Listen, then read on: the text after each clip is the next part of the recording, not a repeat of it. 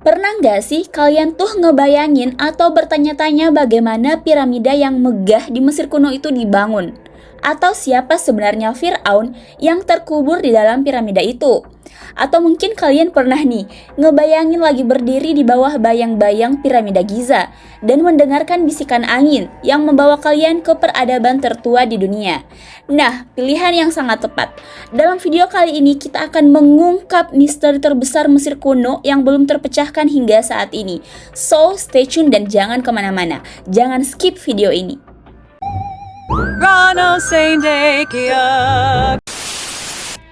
Nah, Mesir kuno ini mencapai puncak kejayaannya pada masa Kerajaan Baru. Nah, selanjutnya peradaban ini mulai mengalami kemunduran nih. Mesir ditaklukkan oleh kekuatan-kekuatan asing pada periode akhir. Assalamualaikum warahmatullahi wabarakatuh. Salam hangat Sobat Cendekia. Nah, di video kali ini kita akan membahas nih mengenai salah satu peradaban kuno yang paling legendaris sepanjang masa dan akan tetap dikenang, apalagi kalau bukan peradaban. Ya, that's right, Mesir kuno. Nah, apa sih yang membuat peradaban ini begitu menarik untuk dibahas? Dan bagaimana caranya mereka bisa membangun keajaiban dunia yang berupa piramida Giza yang masih berdiri kokoh hingga saat ini? Yuk kita mulai perjalanan kita menuju peradaban masa lalu. Mesir kuno merupakan peradaban kuno di sebelah timur laut benua Afrika yang berpusat di daerah hilir Sungai Nil. Dahulu kala di tengah padang gurun yang sangat luas dan panas, mengalir sebuah sungai besar yang membawa kehidupan. Sungai itu adalah Sungai Nil, sebuah anugerah dari alam nih yang sejak ribuan tahun yang lalu menjadi pusat peradaban di Afrika Timur Laut. Di sepanjang tepinya, masyarakat kuno menemukan harapan di tengah keringnya pasir gurun. Saat matahari terik menyengat, air Sungai Nil ini mengalir dengan tenang, membawa kesegaran dan memberikan kehidupan. Setiap tahun sungai itu meluap, melumpahkan airnya ke tanah di sekitarnya. Meski banjir terlihat seperti bencana, bagi penduduk ini adalah sebuah berkah. Air itu membawa lumpur hitam yang kaya akan material, mineral, dan dataran tinggi, menjadikan tanah di sekitar sungai sangat subur. Di atas tanah ini mereka menanam gandum, jelai, dan berbagai tanaman lain yang menjadi sumber pangan utama bagi mereka pada saat itu. Namun ternyata Nil tidak hanya memberi kesuburan bagi masyarakat pada saat itu, ia juga menjadi jalur perjalanan yang penting. Bayangkan kapal-kapal kayu sederhana meluncur di atas airnya, membawa hasil bumi dari satu desa ke desa lainnya, atau bahkan ke kota-kota besar di hulu dan hilir Sungai Nil. Nah, pedagang, petani, dan bahkan bangsawan mengendalikan sungai ini untuk menghubungkan mereka dengan dunia luar. Di tepiannya, anak-anak bermain nelayan melempar jala dan pendeta memanjatkan doa kepada dewa-dewa sungai yang diyakini menjaga aliran kehidupan pada saat itu. Tanpa Sungai Nil, kehidupan di wilayah itu mungkin tidak pernah berkembang seperti yang kita kenal. Sungai ini bukan hanya menyediakan air untuk minum, tapi juga menjadi tulang punggung peradaban seperti seorang ibu yang merawat anak-anaknya. Nil menjaga mereka dari kelaparan, kehausan, dan kesepian di tengah kegersangan padang pasir. Begitu pentingnya Nil sehingga orang-orang Mesir kuno menyebutnya arteri kehidupan. Bahkan hingga hari ini aliran sungai itu terus menjadi saksi bisu dari kemajuan, perjuangan, dan keabadian kehidupan di sepanjang tepinya. Sungai ini mengalir ke Laut Mediterania. Sungai Nil merupakan sungai terpanjang di Afrika dan sempat dianggap sebagai sungai terpanjang di dunia. Hingga penelitian terbaru menunjukkan bahwa Sungai Amazon sedikit lebih panjang daripada Sungai Nil. Oke, yuk kita menguak gimana sih awal mula terjadinya peradaban. Nah, awal mulanya adalah terjadi di sebuah lembah yang mengalir di sepanjang Sungai Nil. Peradaban Mesir kuno perlahan mulai bangkit ribuan tahun yang lalu.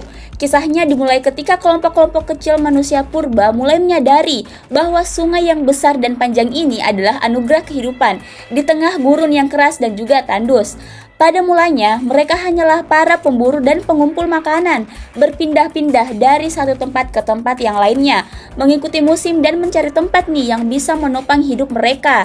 Namun, seiring dengan waktu berjalan, mereka mulai memperhatikan pola sungai yang menarik. Jadi mereka tuh mulai memikirkan nih, sungai Nil ini merupakan sungai yang menarik juga untuk dijadikan sumber daya alam. Setiap tahun, sungai Nil meluap dan membanjiri lembah di sekitarnya. Ketika air surut, tanah yang tertinggal di tepian sungai menjadi subur oleh lumpur hitam yang dibawa dari hulu. Para penduduk mulai menyadari bahwa mereka bisa menanam benih di tanah ini, dan hasilnya luar biasa. Mereka mendapatkan panen yang melimpah. Nah, lambat laun desa-desa ini bersatu menjadi dua kerajaan yang besar, Mesir Hulu di selatan dan Mesir Hilir di utara. Mereka dipimpin oleh raja-raja lokal yang dihormati sebagai pemimpin politik dan spiritual pada masa itu. Namun, sekitar tahun 3100 sebelum Masehi, seorang raja besar bernama Narmer atau Menes menyatukan kedua kerajaan ini menjadi satu kerajaan yang besar. Ia menjadi Firaun pertama Mesir dan memulai era baru dalam sejarah Mesir kuno. Dengan persatuan ini, Mesir berkembang pesat. Mereka mulai membangun kota-kota megah, candi-candi untuk memuja dewa-dewi mereka, dan makam-makam besar untuk para Firaun yang kini mereka anggap sebagai titisan dewa di bumi. Piramida yang megah, termasuk piramida Giza, adalah salah satu bukti dari kemampuan luar biasa mereka dalam arsitektur dan organisasi sosial. Peradaban Mesir kuno terus berkembang selama ribuan tahun, berpusat pada sungai Nil yang memberi kehidupan. Sungai ini tidak hanya menjadi sumber air dan makanan, tetapi juga simbol persatuan, kekuatan, dan keberlanjutan. Dari desa-desa kecil ini di tepiannya hingga kerajaan besar yang mencatatkan namanya dalam sejarah, semuanya dimulai dari anugerah besar yang mengalir melalui gurun ini, yaitu Sungai Nil. Dalam peradaban Mesir kuno, sistem pemerintahan berpusat pada sosok Firaun yang dianggap lebih dari sekedar seorang raja. Firaun bukan hanya pemimpin politik tertinggi, tapi juga memimpin spiritual, simbol persatuan dan perwakilan para dewa di bumi. Sistem ini berkembang seiring dengan keyakinan religius masyarakat Mesir yang memandang kehidupan dan kekuasaan sebagai sesuatu yang sangat terhubung langsung dengan kehendak ilahi. Firaun ini memiliki otoritas mutlak atas seluruh rakyat Mesir. Ia adalah kepala negara, panglima tertinggi militer, dan hakim agung. Dalam kehidupan sehari-hari, keputusan Firaun dianggap sebagai hukum yang tidak bisa diganggu-gugat. Semua kebijakan pemerintahan mulai dari pengaturan pajak hingga pembangunan infrastruktur seperti kanal dan piramida berada di bawah kendali dari si Firaun ini. Namun, kekuasaan ini bukan hanya bersifat politik. Dalam pandangan masyarakat Mesir kuno, Firaun adalah inkarnasi dari Horus atau Dewa Langit. Selama ia hidup, ketika ia meninggal, jiwa Firaun diyakini bersatu dengan Osiris, dewa kematian dan kebangkitan yang menjaga keberlangsungan kehidupan abadi. Karena itu, posisi Firaun tidak hanya bersifat duniawi, tetapi juga sangat-sangat sakral, menjadikannya perantara antara manusia dan para dewa-dewa. Nah, untuk menjalankan pemerintahan yang kompleks, Firaun ini dibantu oleh sekelompok pejabat tinggi nih, yang disebut sebagai birokrasi kerajaan. Pejabat tertinggi adalah Vizier, semacam Perdana Menteri yang bertanggung jawab langsung kepada Firaun. Vizier ini mengawasi pengumpulan pajak, pelaksanaan hukum, serta pengelolaan proyek-proyek besar seperti pembangunan piramida. Di bawah Vizier terdapat para gubernur regional yang disebut sebagai nomarch. Mereka mengelola wilayah administratif yang disebut sebagai nom. Masing-masing nomarch bertanggung jawab atas ketertiban, pengelolaan sumber daya, dan pengumpulan pajak di wilayahnya, yang kemudian dilaporkan ke pusat kekuasaan pada masa itu. Nah, keberadaan Firaun sebagai pemimpin tidak bisa dipisahkan dari agama. Upacara keagamaan besar seperti persembahan kepada dewa-dewi dan festival panen seringkali dipimpin langsung oleh Firaun atas namanya. Hal ini menegaskan bahwa kekuasaan Firaun tidak hanya terkait dengan pengelolaan negara, tetapi juga menjadi keseimbangan kosmis yang dikenal sebagai Ma'at. Nah, Ma'at di sini adalah konsep kunci dalam pemerintahan Mesir kuno yang mencakup keadilan, kebenaran, dan keteraturan. Firaun bertanggung jawab untuk memastikan Ma'at tetap terjaga baik di dunia maupun di negara antar para dewa.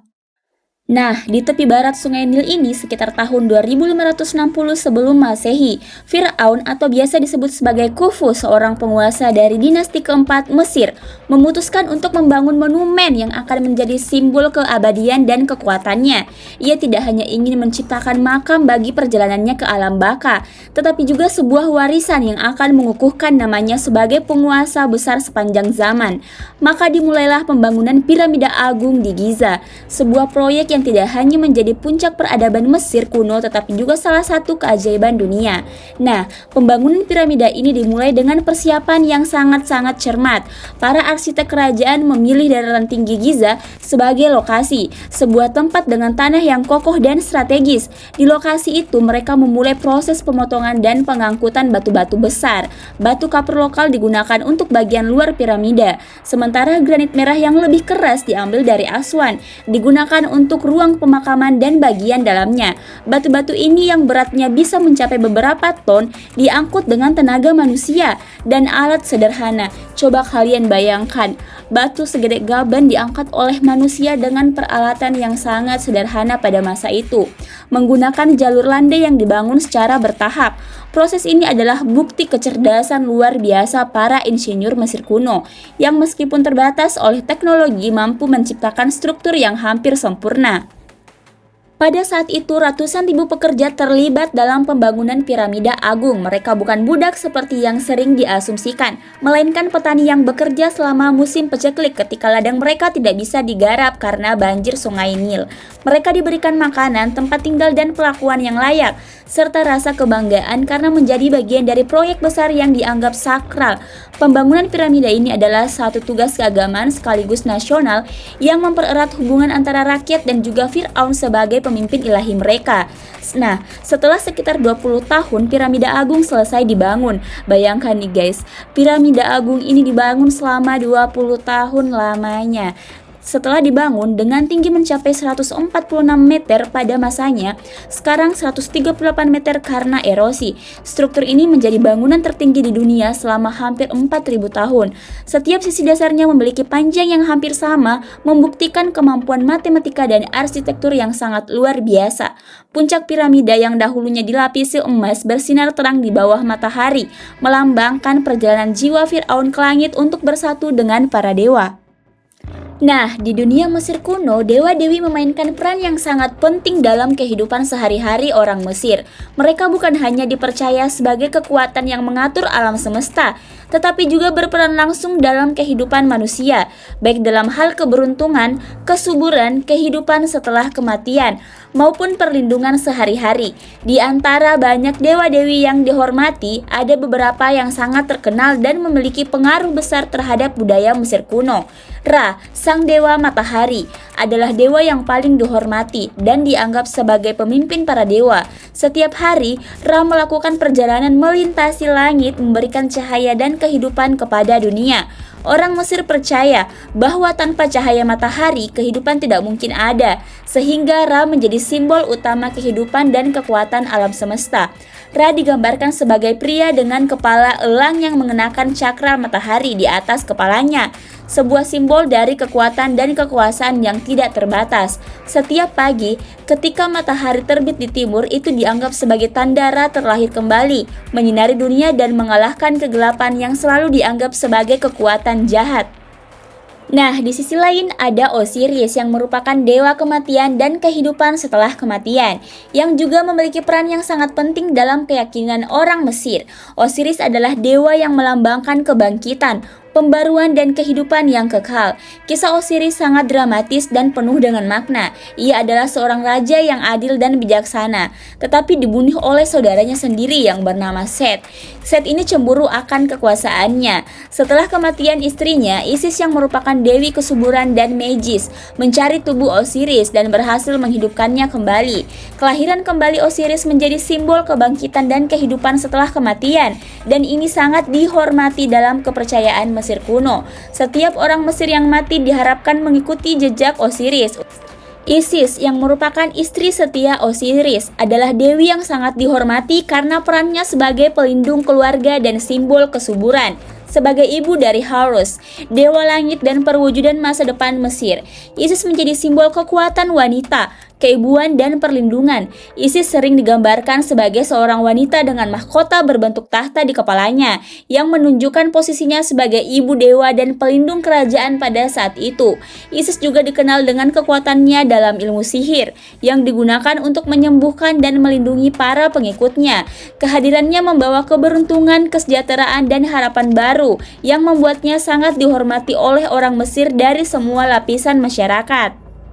Sedangkan ada juga yang namanya Anubis nih. Anubis ini merupakan dewa pembalasan, memiliki peran yang sangat penting dalam proses persiapan untuk kehidupan setelah kematian.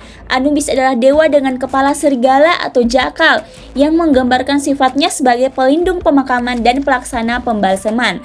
Orang Mesir percaya bahwa Anubis bertugas untuk membimbing jiwa-jiwa yang meninggal untuk menuju pengadilan akhir, di mana hati mereka akan ditimbang oleh dewa Osiris.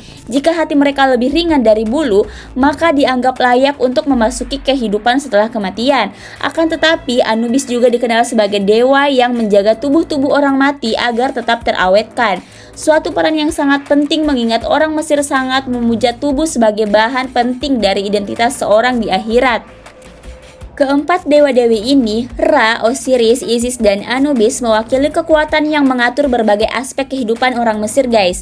Ra adalah sumber hidup dan cahaya, Osiris melambangkan kehidupan setelah kematian, Isis membawa kesuburan dan perlindungan, sementara Anubis mengawasi proses pembalseman dan perjalanan jiwa menuju kehidupan abadi.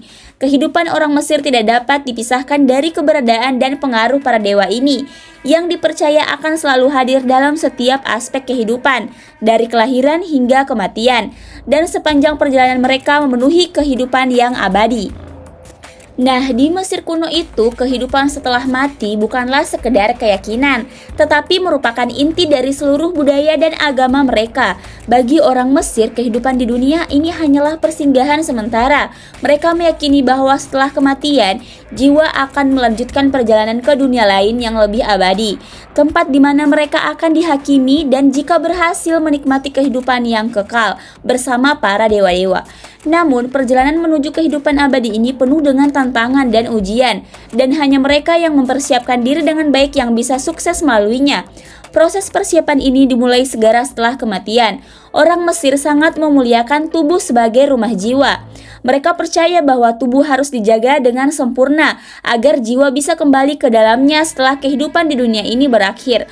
Oleh karena itu, pembalseman menjadi bagian dari yang sangat penting dari ritual pemakaman. Proses ini tidak hanya untuk menjaga tubuh tetap utuh, tetapi juga untuk memastikan bahwa jiwa dapat mengenali dan kembali ke tubuhnya. Bagi mereka, mumi bukanlah sekedar mayat yang diawetkan, tetapi merupakan tubuh yang hidup kembali di dunia lain. Untuk mencapai tujuannya, para ahli pembalseman yang seringkali adalah pendeta atau orang terlatih, memulai dengan mengeluarkan organ-organ dari tubuh si mayat. Jantung seringkali dibiarkan tetap ada, karena orang Mesir percaya bahwa itu adalah pusat jiwa dan akan ditimbang di hadapan Osiris di akhirat. Organ-organ lainnya seperti hati, paru-paru, lambung, dan usus akan dibersihkan, diawetkan, dan dimasukkan ke dalam kendi-kendi kecil yang disebut sebagai kanopi. Setelah itu, tubuh akan dibersihkan dan diawetkan dengan resin dan bahan kimia lainnya. Kemudian dibalut dengan kain linen yang lebih direndam dalam resin. Proses ini bisa memakan waktu hingga 70 hari. Dan setelahnya, tubuh akan dipasang dalam peti mati yang dihiasi dengan simbol-simbol keberuntungan dan perlindungan. Namun ternyata, pembalseman bukan hanya tentang tubuh. Orang Mesir juga percaya bahwa jiwa harus dipandu melalui perjalanan yang panjang dan penuh dengan bahaya di dunia bawah, sebelum akhirnya dihadapkan pada pengadilan terakhir oleh Osiris, dewa kematian. Untuk membantu jiwa ini, mereka meninggalkan berbagai benda yang diperlukan dalam makam, dari makanan hingga peralatan sehari-hari, serta teks-teks yang mengajarkan cara menghadapi tantangan yang ada di alam baka. Salah satu teks yang paling penting adalah Kitab Orang Mati, sebuah kumpulan doa dan mantra yang dirancang untuk membantu jiwa yang telah meninggal melewati ujian-ujian tersebut. Kitab ini berisi petunjuk tentang cara berbicara kepada dewa-dewa, cara melindungi diri dari makhluk jahat, dan cara mengatasi cobaan yang akan dihadapi jiwa yang baru saja meninggalkan tubuhnya. Bagi orang Mesir kuno, Kitab Orang Mati adalah semacam peta yang menunjukkan jalan menuju kehidupan abadi, dengan petunjuk tentang apa yang harus dilakukan dan diucapkan di dunia bawah. Kitab Orang Mati ini terdiri dari berbagai bab yang berbeda, tergantung pada keperluan individu dan biasanya ditulis pada papirus atau dinding makam. Nah, dalam teks-teks tersebut ada banyak doa dan pernyataan keyakinan yang berfungsi sebagai perlindungan dari roh-roh jahat dan bimbingan untuk mencapai keseimbangan di hadapan Osiris. Salah satu bab yang terkenal adalah pernyataan pencerahan, di mana jiwa orang yang meninggal mengungkapkan bahwa dia tidak memiliki dosa dan siap untuk dihadapkan pada pengadilan akhir, di mana jantungnya akan ditimbang melawan bulu maat, dewi keadilan dan kebenaran. Dan jika jiwa terbukti lebih ringan dari bulu, maka ia akan diterima dalam kehidupan abadi. Jika tidak, maka jiwa tersebut akan dimakan oleh Amut atau makhluk yang mengancam jiwa yang tidak layak. Peradaban Mesir kuno ini merupakan salah satu peradaban paling maju dan berpengaruh yang pernah ada, dan warisan yang ditinggalkannya terus mempengaruhi dunia hingga hari ini.